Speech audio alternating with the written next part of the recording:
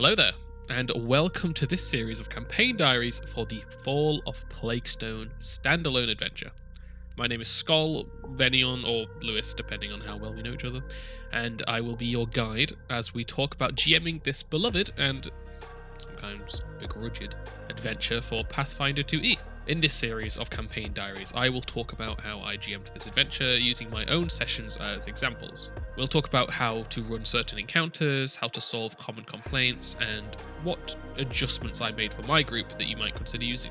There is a session 0 on the channel that will let you learn about our heroes for this adventure, as well as giving you an early understanding of what I've changed about the story and the combats. It's pretty short, so if you want to pause this video and go check that one out first, please do so now. Alright, let's get started. Fall of Plaguestone begins as the group travels alongside the merchant caravan of Bort Bargith.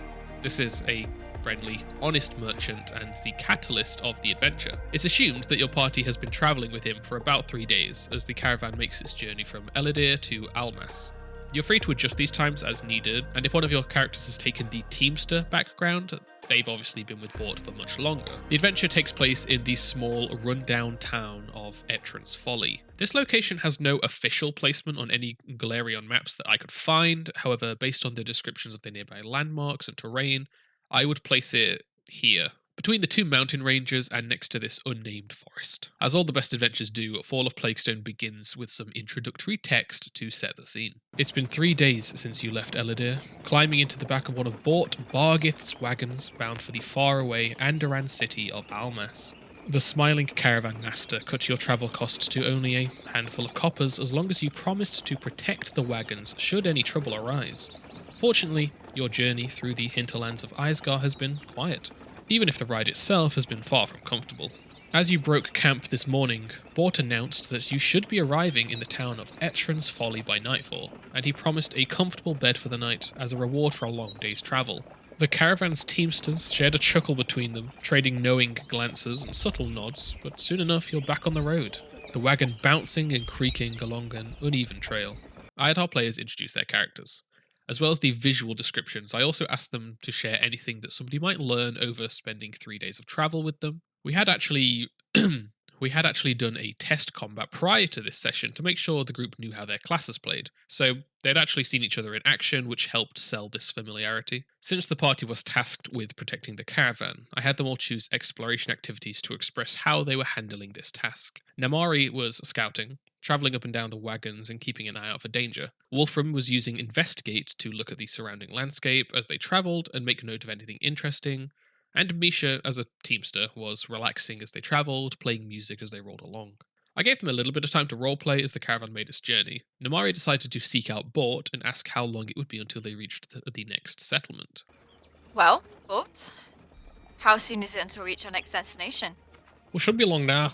Only a couple more minutes, I'd say, until we can see the sights of Plaguestone up ahead.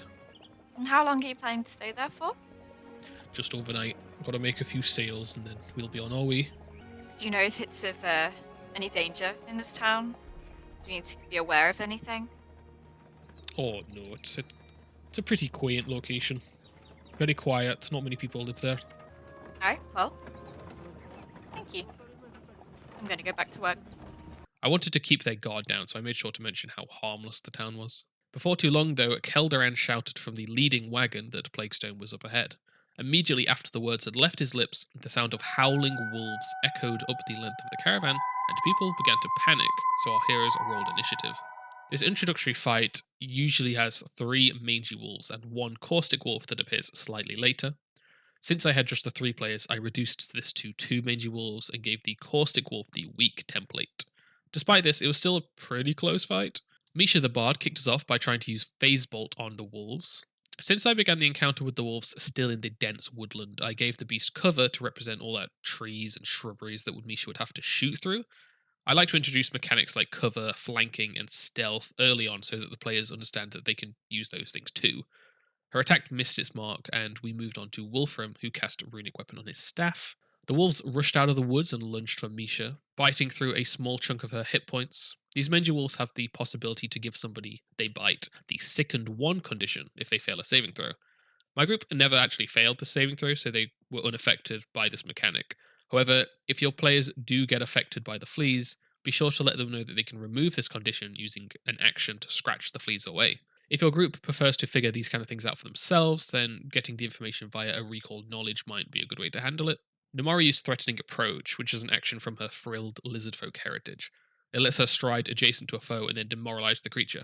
If she succeeds, the creature is frightened 2 instead of frightened 1. As somebody who's only been running Pathfinder 2nd Edition for about 10 months, whenever I run for new characters, it's always a lot of fun to learn the new abilities and feats. A lot of the time, I don't learn about an option until it's used there in the moment, and I have to quickly interpret it, and sometimes I get things wrong. In this circumstance, I misunderstood the Threatening Approach action and thought that it moved the degree of success up 1. So a success is frightened 2, meaning a failure is frightened 1. This isn't the case. Reading it back when we weren't in the heat of battle, it's clear it just means that success is improved to frighten 2, but failure still remains a failure. At least the mistake I made was in the party's favour. The second wolf and Wolfram battled off to the other side of the wagon, eventually ending in the wolf's death. This triggered the caustic wolf to join the encounter. I added it to initiative but kept its location hidden, as it was deep in the forest and I wanted to show off the way stealth works in combat. The adventure recommends using the howl action as soon as it begins its turn. However, based on where the other surviving wolf was stood, it would have been a total waste of an action to use it then. Instead, I had it sneak closer and blast Namari with its acid breath. It would have been better to try and hit multiple people with it, since it's a 30-foot line AoE, but with how quickly a crit can wipe a creature, I wanted to make sure I got it off so that I could show off this corrupted animal for story purposes. The damage from this was enough that Namari needed to use her Lay on Hands focus spell to heal herself back up. The remainder of this battle went quite smoothly. Namari used her champion's reaction of Retributive Strike to save Wolfram from a nasty critical hit, and when the Caustic Wolf did eventually howl, the entire group ended up frightened. Misha used Courageous Anthem to help prevent the frightened condition from coming up again, and after some crits from the wolves, and plenty of attacks from the party, the wolves lay dead at their feet. I made sure to go into detail of how the Caustic Wolf sprayed acid from its wounds as it died, really playing up this elemental affinity to make sure our heroes kept this in their heads. Since this doesn't come back up as a major plot point until Chapter 2, I felt it was important to establish that it is important. For new players, there's always this risk that they mistake a creature like this as generic fantasy stuff and brush past it. In an MMO, you kill thousands of fire beetles, lightning crabs, or whatever, and they have no actual bearing on the story. The sounds of combat faded along the length of the caravan. Bort and Tamily approached, checking on each wagon in turn, and as they reached our heroes at the back of the convoy, Bort looked down at the caustic wolf with a look of bewilderment. What's going on here, then? It's not the kind of wolf you see every day. I can certainly tell you it's not the kind of wolf you fight every day. He You just came out of the woods. Aye. Not sure why we're getting ambushed by wolves so close to a town. Especially freakish ones like this. He kind of kicks it with his boot. Are you all okay back here? Anybody injured? I took a bit of a hit, but it's nothing I could handle. Alright, good to hear. We've had a bit of trouble with one of the rear caravans here. It's been pulled off into the mud on the side there by the horses when they got spooked. Once you're patched up a bit, might be able to use your help there trying to get it unstuck. But take care of yourselves first. Namari healed up the team and they headed over to the stuck wagon. I had them each make an athletics check to push the wagon. Unfortunately, all 3 failed to meet the DC, but instead of keeping the wagon stuck, I said that they managed to get it free, but the effort had left all 3 fatigued. Bort thanked the group for their efforts and promised to buy them a meal once they reached the town. The rest of the journey went by uneventfully until the caravan rolled into Etran's Folly and parked up outside the feed mill. I gave the group a brief description of the town, making sure to mention the abandoned portion of town and the Plaguestone. Edra, the halfling stable hand of the feed mill, hurried out and immediately set to work fussing over the horses. Meanwhile, Bort, our heroes, and much of the caravan headed into the inn. The only patron currently seated was a bulky, thuggish-looking human man that was mistreating a goblin server. This is a man called Hallard, and he is the local bully and troublemaker of Etran's Folly. Wolfram headed straight up to the bar to ask about food, but Bort had beaten him there and was already chatting with Delma, the person currently in charge of running the feed mill. So how much are you paying for this meal? Oh, don't worry about that. Go get a seat and I'll sort it out for you. Well then, I turn to the woman behind the counter. He will take care of the bill, and I will just have whatever fills your stomach most. Meanwhile, Misha headed over to the Goblin server. Oh, do you work here? Yes, I do. Have you been working here for long? Yes, quite a while. Okay, then I need to know. What is your favorite food here? What is good to eat? Parsnip pudding. Ooh, that sounds good. I will try it. So, do you have any interesting stories to tell? What's the talk in the town? There's not much going on here. I don't really have stories. Okay, I see. Then, if you do remember anything to tell, come over to me. I would love to hear anything. And then I will wave him goodbye and order my parsnip pudding. In a slip of the tongue, I had said parsnip pudding instead of turnip pudding, so now I have to remember that apparently this version of the town grows parsnips instead of turnips as intended. Namari had positioned herself at a table with a view of the room. This was to keep an eye out for trouble. She questioned whether Hallard was geared like an adventurer, so I explained that he was armed, but he looked more like a thug than an adventurer. I didn't want there to be a confrontation with Hallard yet, though, so as the attention turned towards him, I had him scowl at the quickly filling room and make his exit. Some of the best advice I've heard for playing an evil or just a mean character is to watch how rude people in the real world treat waiters and emulate their mannerisms and facial expressions. I really hate it when people throw money on the ground near someone instead of just handing it to them. So I had Hallard haphazardly toss some coppers onto the table, half of which landed in his half-eaten food. Finnick, the goblin server, had to then pick them out and wipe them clean. Doing stuff like this will immediately make your players dislike an NPC, and in many cases will be the real reason they enjoy bringing them down, even more so than whatever villainy the character has committed in the story. Namari needed to distract herself from Hallard's behaviour, so she approached Delma at the bar and asked about the wolves. I apologize for the intrusion, but we arrived at the caravan a few moments ago, and on the way in, we faced a rather interesting interaction with some wolves. I just wondered if you'd heard anything about that happening. Oh, you mean you were attacked?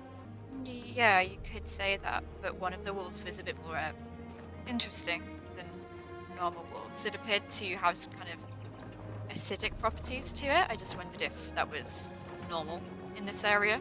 I was very glad she brought up the caustic wolf specifically, as this meant that I'd gotten across the unusualness and its importance to the plot. Oh, well, there have been rumours going around of elemental animals, but we haven't really seen any ourselves. And is that natural here? Not really. You said rumours. Are they from travellers coming into towns? Well, people who live around here have said they've seen some strange things. But, How long has that been happening for? Oh gosh, I don't know. A fair while. A year or two, maybe. The seeds were planted and the elemental animals were established as a plot point. The topic of conversation soon turned to Hallard. I'm quite proud of Namiri's play for picking up on both the plot threads so quickly. In fairness, my players have always been very plot hungry, often being uninterested in side content and effectively wanting to railroad themselves. Is that who that gentleman who just left was? Town drunk? No, that's Hallard. He's more like the town bully. In terms of what? It's just best to stay out of his way. Just humour me. Well, he's just not very nice. Doesn't treat people very well. Do you happen to know where he spends most of his time? Oh, no. Not really. He lives in town, but I don't know where. If he ever does something more malicious than throwing coins, please do let me know. There you go. Throw a few coins and a player's already out for blood. As she made her way back to the table, Bort sat himself down at the group's table and food was served. He regaled them with extravagant stories. Misha had grown up with these tales and was fully invested in them, while Namari and Wolfram doubted the truth in them. Now that seems a bit far-fetched, doesn't it? You claiming I'm a liar? This is an honest, true story. Maybe that storm, during that storm, that lockbox hit your head, and you just got to the shore by sheer coincidence. I don't mean to call you a liar, but the Lady of Death, really? You don't know what you're talking about. Yeah, you got it all wrong. Boat's around for so long. You can't stay in this business for so long if you don't have any skills to count for yourself.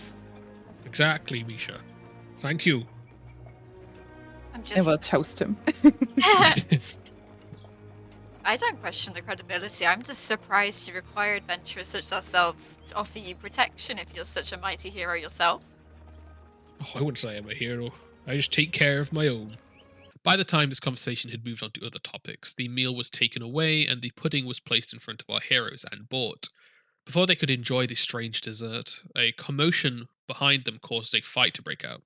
They watched as Colneral bumped into a drunk farmer, causing him to spill his drink and start swinging. The entire tavern erupted into chaos, and mugs and chairs started flying through the air. We rolled initiative, which is quite the ordeal when there are this many characters to include. There are a few required events during this combat, which can make the timings a bit strange. Firstly, Finnick the Goblin flees through the stables. It's assumed that this is because he's scared for his safety, but that's only partially the reason. At the same time, Sir Lauren exits through the front door. Delma then runs off to get the sheriff, and Bort stands up to try and calm things down, only to be hit by a stray chair for his efforts. Trin is hit in the face by a mug and flees out via the stables too. These events are all important to the mystery of the Chapter 1 plot, as their exits should cast suspicion on all of them. I'd recommend you describe the first round of combat in a cinematic sense before including your heroes. If you roll initiative first and include the characters right out of the gate, you risk running into a few problems. Your heroes might end up quelling the brawl before everybody of importance has had time to flee. Also, with the randomness of initiative, you might end up with people leaving in the wrong order. If you aren't sure how to do this, describe the chaos begin as fists start swinging and tableware starts getting thrown. Describe these series of events in order. Finnick squeaks in fear and immediately dips out of the exit to the stables. Sir Lawrence sighs heavily as a fist swings past his head and slumps off through the front door. Moments later, Delma angrily exclaims and then hurries out behind him, grumbling something about the sheriff. Bort rises from his chair and steps forwards. Now, good folk, let's settle down, shall we? No harm in a splash of wasted ale. Only to receive a thrown chair directly to the chest, forcing him back into his seat and leaving him a little dazed. The young waitress Trin glances around in panic before a soaring mug of ale smashes into her cheeks, and her eyes begin to water as she rushes out the stable's exit. As the brawl escalates around you, you realize you're going to need to get involved if things are going to calm down, and now you can roll initiative. Since the sheer number of involved combatants, it might be worth looking into some way to streamline the battle a little bit, especially if your heroes have low initiative. In my game, I decided that since all these guys were drunk, I would limit them to one stride and one strike. This kept each turn quick and simple, allowing us to quickly cycle through as they punched whoever was closest. Once our heroes got involved, Wolfram moved over to a nearby group and began to pummel them with his staff. Misha rushed over to the drunken farmer that had instigated the brawl and began slapping him about with her paws. Namari, on the other hand, ran up to the stage and reprimanded the crowd of rowdy patrons. And I just want to yell "Hey!" to get their attention.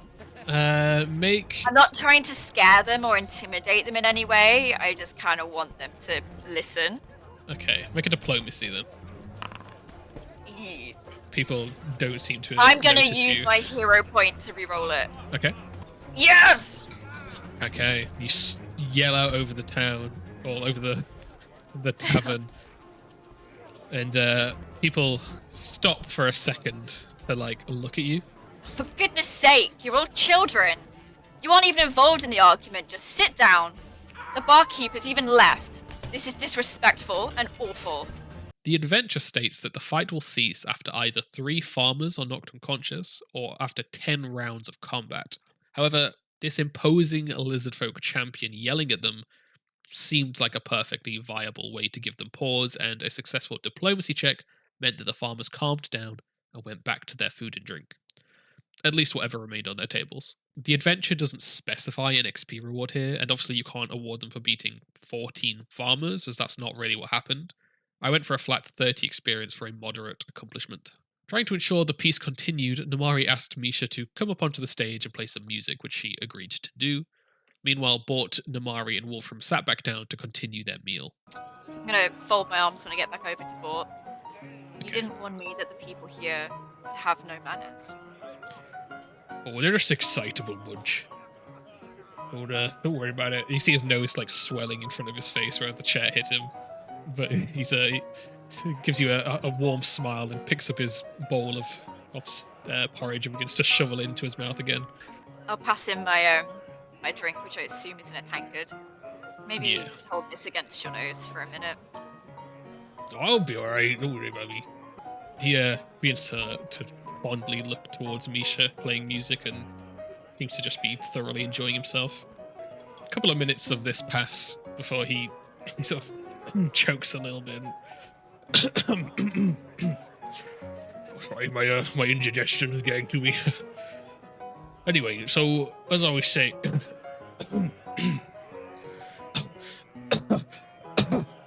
you see his face begins to go purple and his mouth begins to froth. He's choking.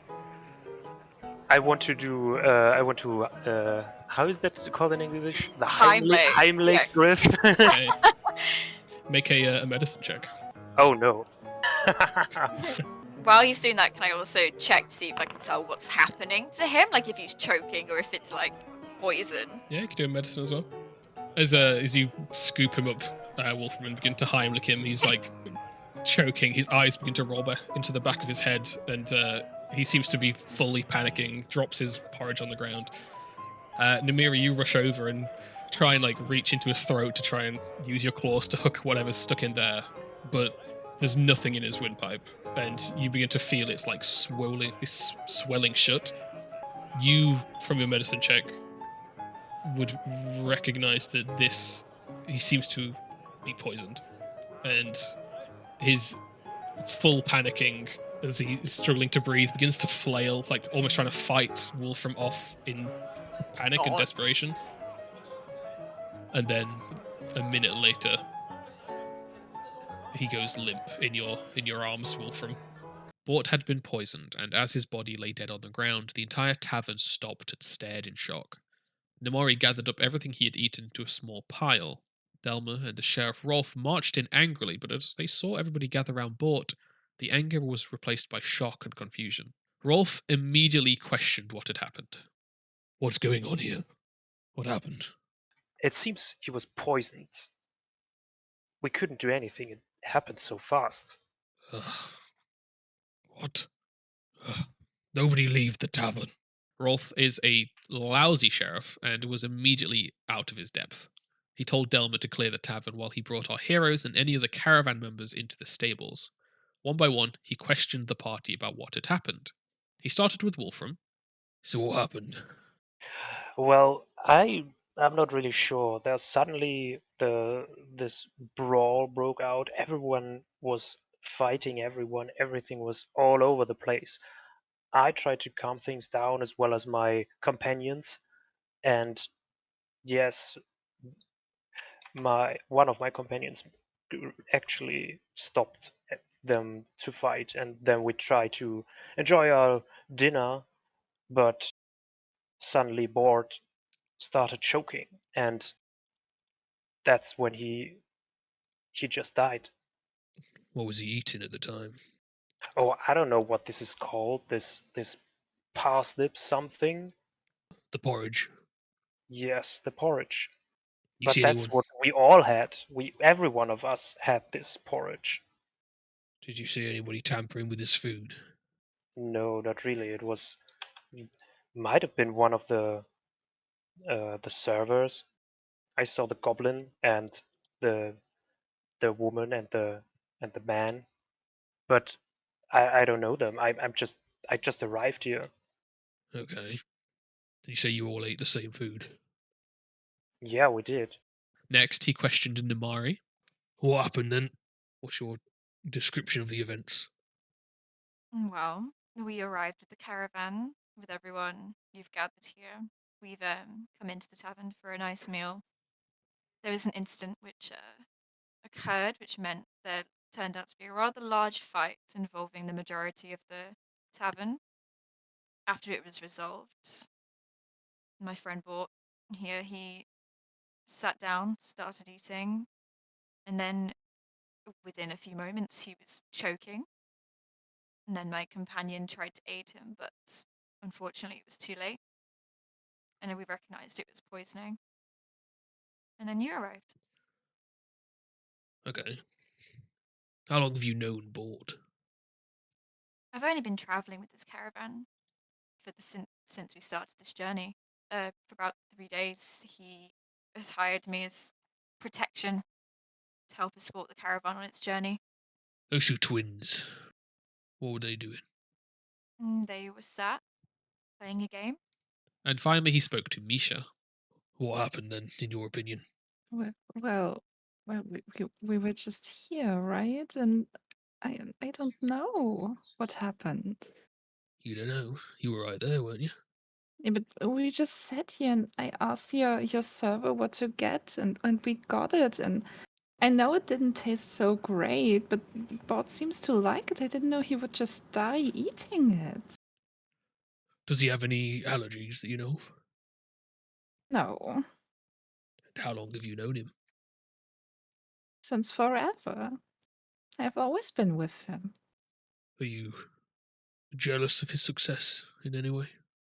I would just glare into his eyes, like suddenly, infuriated. How dare you say that? Mm. I will jump up to him and like point with my claw up his chest. He was like a father to me. Would you ever be jealous about your family? All right, calm down. Where were the Hmm. rest of the caravan members? They weren't all in there, were they? I don't know where everyone is. They're free to be wherever they want till the caravan sets sail to the next direction. As Rolf began to question the twins Ulf and Olf, our heroes had a moment to themselves. So if Bort was poisoned, it can't be the whole food, or otherwise everyone would have died because everyone got served the same slop. Misha, you've been with him the longest. Do you know anyone that would want to do him harm? I will shake my head vigorously. Everyone liked him. I mean, you met him. He's so sweet. He was always good to everyone. Well, we did all eat the same food, but we didn't eat out of the same bowls. Perhaps it was individually in his serving. Must have been one of the servers then, right? Or it could have been somebody in the tavern. It was crazy in there. It wouldn't take more than a moment for someone to slip something in. But I wonder if maybe he was poisoned before the fight, or if it was afterwards that the poison was added to his food. He seemed fine beforehand, right? So we looked out that no one comes too close to our table. Like me and Ulf and Alf. And I mean, yeah, right, his bowl was so much bigger than everyone else's. And I did ask the server what's the best food around here. So we got what he recommended. Well, it's in the sheriff's hands. Just hope he's competent enough to figure this out. Doesn't seem to be. He didn't strike me as someone who can do an investigation. Shortly after, Roth approached again. He was at a total loss and decided to hold everyone in town until the local circuit judge passed through, which wouldn't be for about another month. Until then, the caravan would not be allowed to leave, and anybody who did flee town would be seen as guilty. Not wanting to wait that long for answers, our heroes asked if they could do their own investigation, and Roth agreed. He honestly just wanted it out of his hands. He excused himself and exited the stables. Ulf and Ulf also left, telling Misha that they would let the rest of the caravan know what had happened. I asked our players after the session if they had seen Bort's death coming, and they actually said no. They knew this adventure was about a murder mystery, since that's why they had picked this one to play. However, they hadn't expected it to be Bort, nor so public. I was pretty happy with this, as I'm always worried that I give too much foreshadowing, and had been purposely holding back in this case. Our heroes headed back into the main hall of the tavern to see that it was cleared, and the only person left was Delma. Oh, sorry, we've closed for obvious reasons. Understandable. Did you happen to see where the body was taken or who took it? We've placed it in the cellar for now to keep it cool. You should expect over the next day or two someone to come and collect it. Okay. My apologies for the disruption. No, not at all. Not at all. Do You you have guys? any idea who could be responsible? Oh, no, absolutely not. We've never had anything like this happen before. He was only a passerby, so I can't imagine he has any enemies or anything. Would you be against us checking where the food was prepared? see if there's any evidence of tampering. You're welcome to have a look. Delma led the group into the kitchen where they took a look around. Namari could smell a faintly floral scent coming from Bort's bowl, which didn't match any of the herbs or spices in the kitchen. None of them recognized the smell, so Misha turned to Delma. Can I ask you something? Of course. Is the turnip porridge actually your most famous dish? Well, we only really grow turnips here, so it's Hmm. not necessarily the most popular, but it's the most purchased. I see. Because the small goblin server did recommend it to us. Oh, Finnick. Yes. I mean, he's a bit timid. He probably just said whatever it takes to get you to stop talking to him. Oh, I see, I see. I wanted to keep them guessing for now, so I had Delma say things that would cast doubt on the goblin, since he seemed to be the main suspect at the moment. Who usually does make the dishes in here? That would be Amora. She's our chef. She's very proud of her cooking, though. Hmm. So I wouldn't dare suggest that she did anything wrong. No, it would also be stupid for a cook to just poison their guests, right? Exactly. Clearly something was put in this kettle. Do you So think? who like it's I don't know. Did it slip in? Nothing like seems to look like it would fit this smell in here. I mean, Do you that's fair. do you maybe know what the smell could be? No, it just smells like flowers to me. Mm. Yeah, I understand that. Who else is working here? Delma listed off the staff members that worked in the feed mill. Misha became suspicious of the other door, wondering if somebody had snuck into the kitchen to poison Bort's bowl. The storeroom provided no clues, so they moved to the surrounding area outside of the feed mill, and after scouring the ground, they found a small glass vial in front of the inn that matched the floral scent from Bort's food. Misha, being a teamster, thought on who in the caravan might recognize this smell. Cookie and Glunda both came to mind as they have experience with plants of various kinds. They sought out the caravan members and found them gathered around a fire pit, mourning Bort's death. Tamley hurried over to Misha and wordlessly hugged her. The group joined the rest of this teary eyed family and listened to people tell fond stories of how they met Bort and how much he had helped them. Eventually, Tamley spoke up. Bort was more than just a merchant, more than just the boss. He was my friend. We won't leave here until we find out who did this. Rolf's a fool, but I'd be an even greater fool if I thought we could get to the bottom of this ourselves. Fixing wagons and moving goods, that's my job. But you, she says, pointing to the three of you, you might be able to figure out who killed our Bort and get justice for him. See her like holding back tears. For all of us, will you uncover who did this? I'm also like super teary eyed. And yes, yes, we will find out who it is. This cannot go unpunished. And I look to the other two, for encouragement and are you in? I will talk to everyone and say, I've only known Bord for a little while, but I can see that he has a lot of impact on everyone's life. And I'm thankful that he took me with him on this trip, on this caravan. And I definitely will find out what has happened.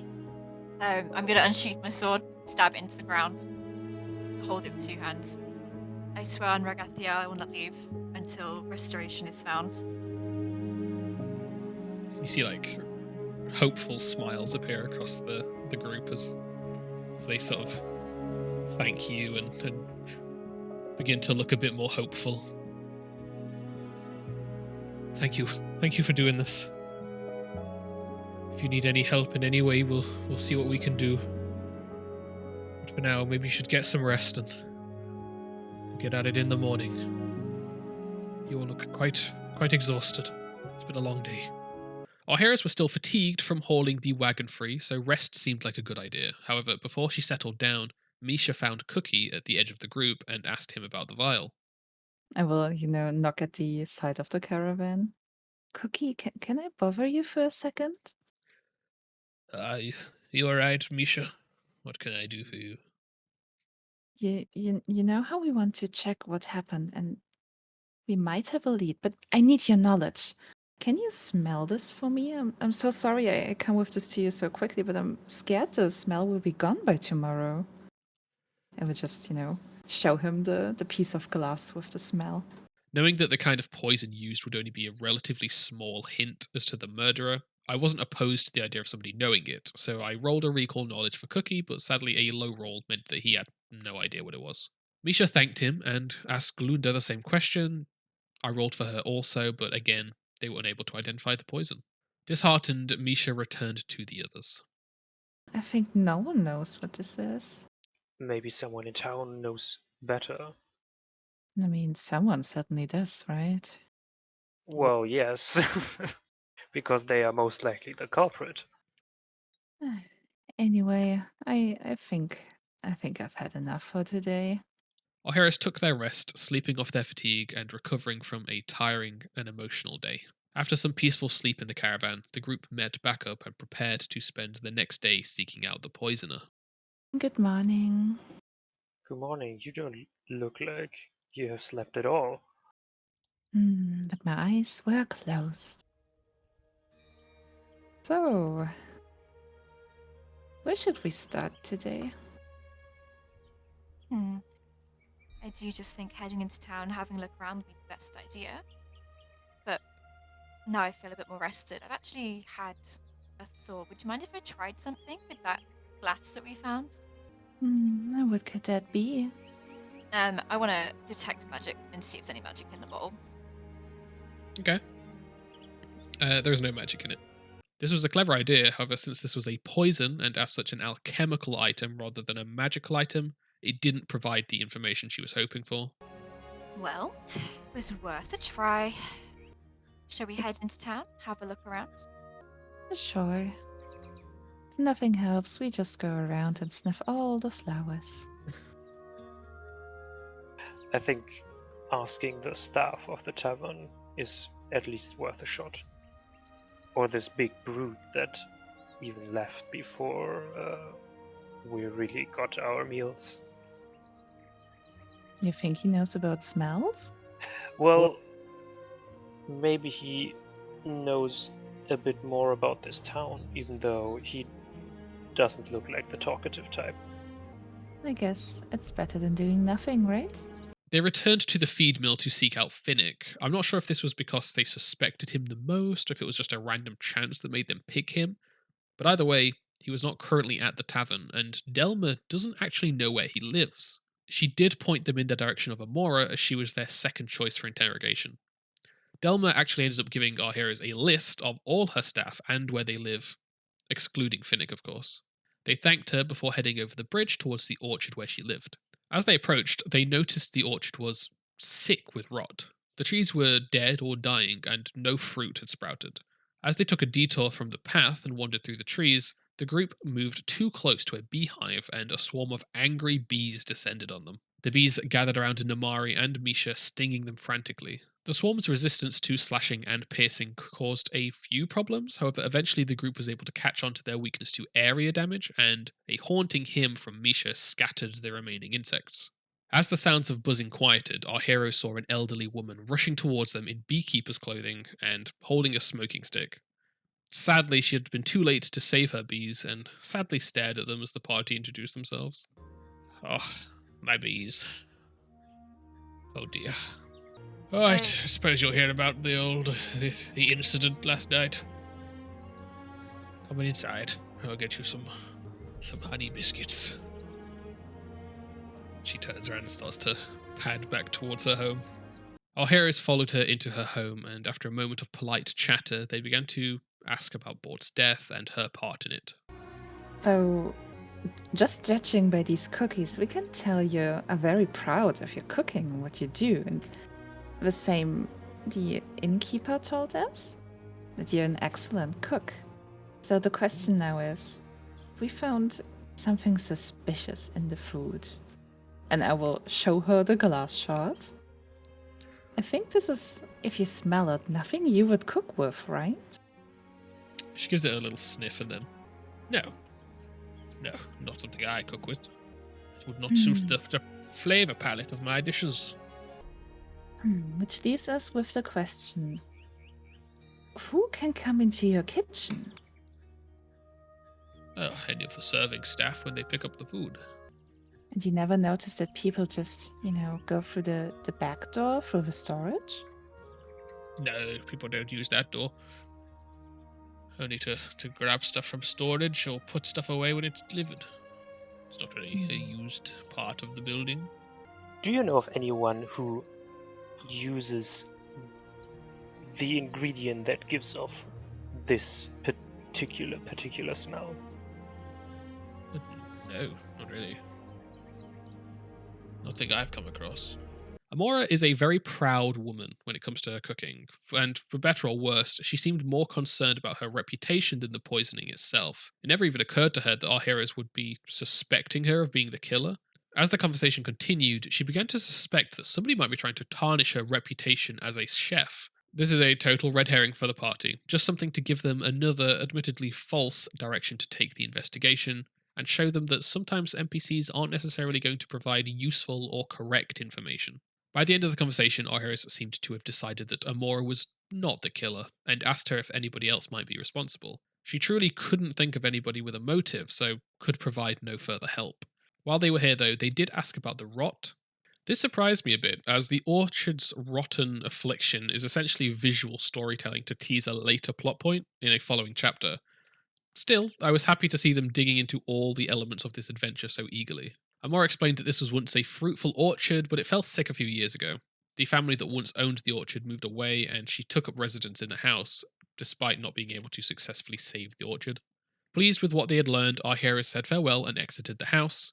After some discussion as to who to question next, the group made their way to Trin's house. However, as they approached, they heard a screaming man, and a few moments later, a panicked human male sprinted around the side of the house, fleeing from an enraged, burning otter. And that is where we ended this session. As far as first sessions go, I think this was a very productive one. We established the atmosphere of Etran's Folly. We introduced lots of important NPCs, we set up the primary plot point of the chapter, and they eagerly set to work with their investigation. The roleplay between these characters seems really solid, and I think Misha particularly did a great job responding to Bort's death as a character that should have known him for a long time. The combats were nice and snappy, and aside from the initial wolf incident, nobody seems at risk of dying yet. I'm very curious to see where their investigation takes them, and what kind of approach they take. They seem quite kind-natured, so I worry they might repeatedly see the best in people, and not clock onto some suspicious situations. Overall though, I'm very happy with this session 1. I hope you enjoyed this first campaign diary for Fall of Plaguestone. If you've run this adventure before, let me know how your party went about their investigation. If you want to keep up to date with this adventure, be sure to subscribe to the channel and like the video. We have 2 other ongoing series at the moment, Abomination Vaults and Crown of the Kobold King. They're both a lot of fun and can provide some insights into GMing a variety of tricky encounters. If you want to reach out with any questions or just to chat, I do have a Discord that is linked in the description below. And that is it for today. Thank you for watching, and I will see you again very soon. Bye.